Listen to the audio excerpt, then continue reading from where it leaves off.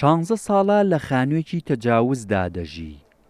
هاتوۆتە شارەوانی تاسڵوجە بۆ تۆمارکردنی خانووەکەی.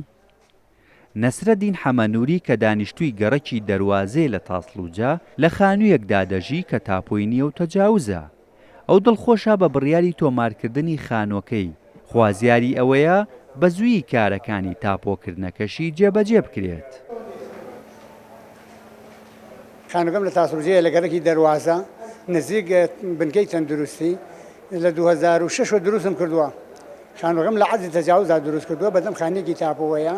کاتی خۆی لە شارەوانی وەرەکەی ڕێگەبێدانیان بۆ کردووم، دایانە پێم بەژەوەندی ئەو خەڵکە بێتەوە، خەڵکە هەرێکی 150 مەتر عەرزی تەجاوزی ئەگەر بۆی تاپۆکەن باشترە، هەتا هیچ خەڵک بە ماڵی خۆی نازانێ، بەڵام ئەگەر بۆی تاپۆکەن بە ماڵی خۆی ئەزانێتەوە بێتە ملکی خۆی. و گەڕێکی سەرقەڵا 10 ساڵە نیشتە جێم تایە، یعنی چەند وەختێمە چاوەڕێی ئەوەی نەگەر گوێ سەرمان تاپۆکەن. وەڵی زۆر قانونێکی چاک و پێشمان خۆشە. ئەمەلاتەکەم تەواو کردووە، ئیتر حکومەت هەج وەختێ ناردی بە شوێنمە ئامادەم، حازرم چی بڵێ خەمە سەرم. بەڕێوەبەری ناحەی بەکرەجۆ دەڵێت بەپێی یاسای ژمارە 7 ساڵی 2021 کە تایبەتە بە تاپۆکردن، ئەو خانووانە دەگرێتەوە کە هاوڵاتیەکە تێیدا نیشتەجێیە.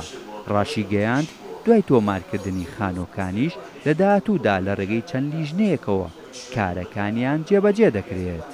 یاسای ژمارە 7 2021 ڕاستکراوەی یاسای ژمارە 3 2019 تایبەتە بە تاپۆکردنی خانووە بێتاپۆکان لە سنووری بەلەدی و شارەوانیەکاندا.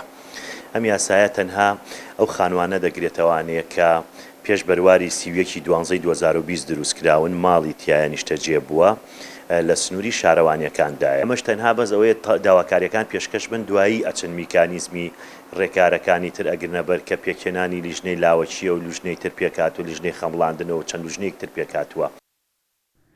بڕیاری تۆمارکردنی ئەو خانووانەی کە بە شێوەی تەجاوز دروست کراون تەنها ئەو خانووانە دەگرێتەوە کە هاوڵاتیەکە تێیدا نیشتەجێ و بڕیارەکەش تا ڕۆژی 9 ئەیلولی 2022 بەردەوام دەبێت. ئەو هاوڵاتیانەشی کە هەیکەلی خانوو زەویان هەیە ئەوانیش داوا دەکەن بڕیاری تۆمارکردنەکە بیانگرێتەوە. هێمن کەمال، کورسات نیوز، سلەیمانی.